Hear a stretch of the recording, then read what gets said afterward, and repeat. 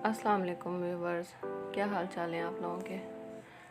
गाजर के हलवे की एक प्यारी सी रेसिपी लेके आई हूँ मैं आप लोगों के लिए, जिसके ज़रिए आप घर में ही आसानी से गाजर का हलवा बना सकते हो और बिल्कुल उसका जायका जो है वो बाज़ार के गाजर के हलवे से भी ज़्यादा मज़े का होगा। इसके लिए सबसे पहले यहाँ पे मैंने 2 किलो गाजर लिए हैं, इनको कश कर लिया। कश करने के बाद इनको सिंपल कढ़ाई में डाला है और इसको बग़ैर घी के इसको भून लेना है। इसका पानी खुश्क करना है।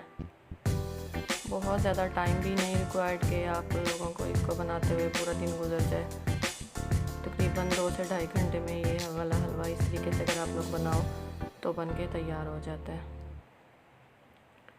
यहाँ पे इसको मीडियम आंच पे मैं भून रही हूँ और जब तक इसका पानी खुश्क हो जाता है तब तक मैं इसको भूनती रहूँगी।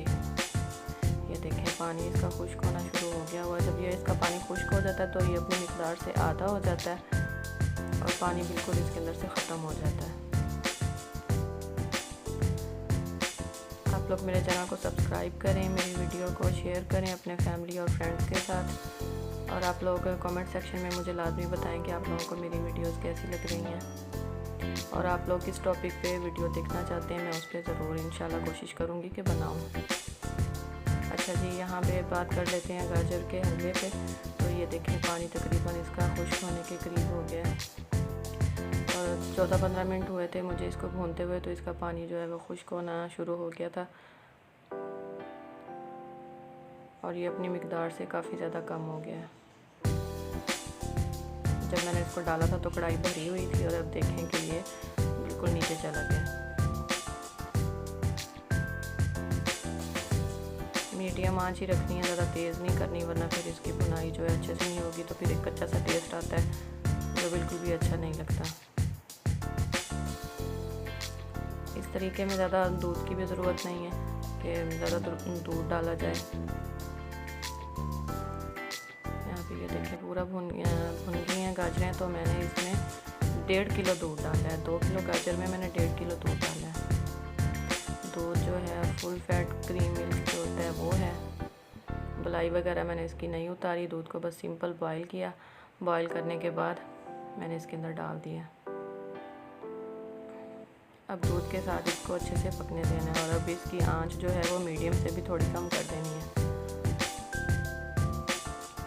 बराबर इसके अंदर चम्मच थोड़ी देर बाद चलाते रहना है ताकि बॉयल भी आए तो ये गिरे नहीं और दूसरा ये नीचे ना लग जाए। ये देखें, इसमें बॉयल आना शुरू हो गया। इस पॉइंट पर हम इसके ऊपर से नज़र नहीं हटा सकते क्योंकि फिर ये गिर जाएगा। बॉयल आने पे सारा हलवा जो है वो गाजरें बाहर आ जाएंगी और दूध ज़ाया हो जाएगा।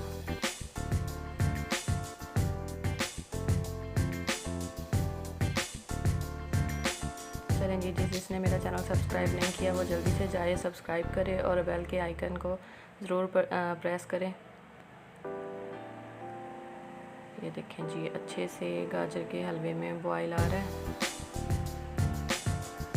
और मैं इसके अंदर चम्मच चलाती जा रही हूँ।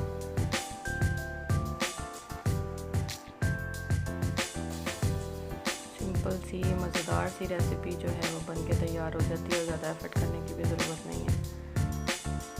जिस तरीके से ये बन रहा है मैं आपको साथ साथ बता रही हूँ और दिखा भी रही हूँ।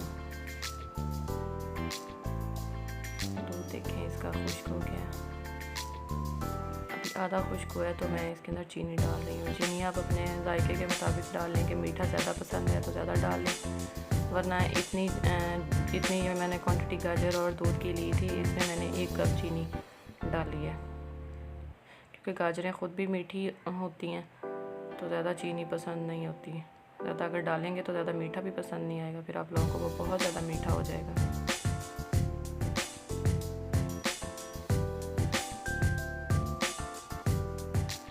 चीनी साथ ही नहीं डालनी, जब दूध आधा खुश्क हो जाएगा तब चीनी डालनी है। ये देखिए जी, हमारा हलवा जो है अल्हम्दुलिल्लाह वो भुनाई पे आ चुका है। अब हम इसमें एक और मज़ेदार सी चीज़ शामिल करने वाली हूँ मैं। हाँ जी, इसके अंदर जाने वाला है देसी घी। ये हाफ पाव के करीब मैंने इसके अंदर डाला है, आधा पाव मैंने इसके अंदर देसी घी डाला है।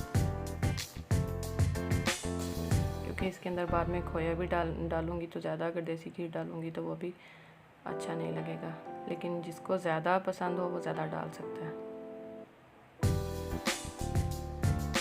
देसी घी डालने के बाद फिर से 4 से 5 मिनट इसकी भुनाई होगी।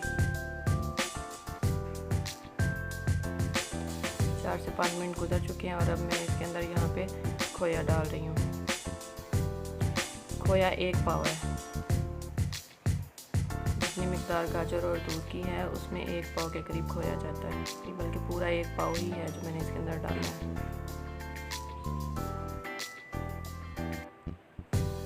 खोया डालने के बाद 3 से 4 मिनट इसको और भूनना है।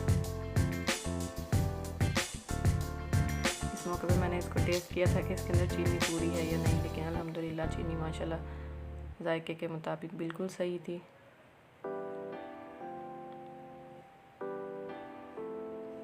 कुछ लोग खोए को फ्राई करके भी डालते हैं, लेकिन उस तरीके से ना खोए का जो ये दानेदार सा एक टेक्सचर होता है वो ख़त्म हो जाता है।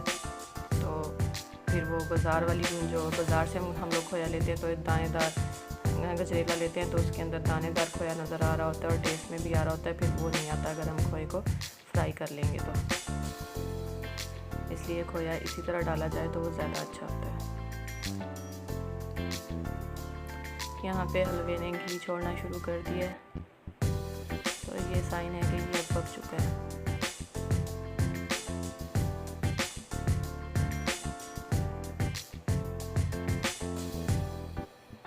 ये देखें साइडों पे भी इसके घी नज़र आना शुरू हो गया कि ये बता रहा है कि मैं अब पक चुका हूँ और मुझे उतार लिया जाए।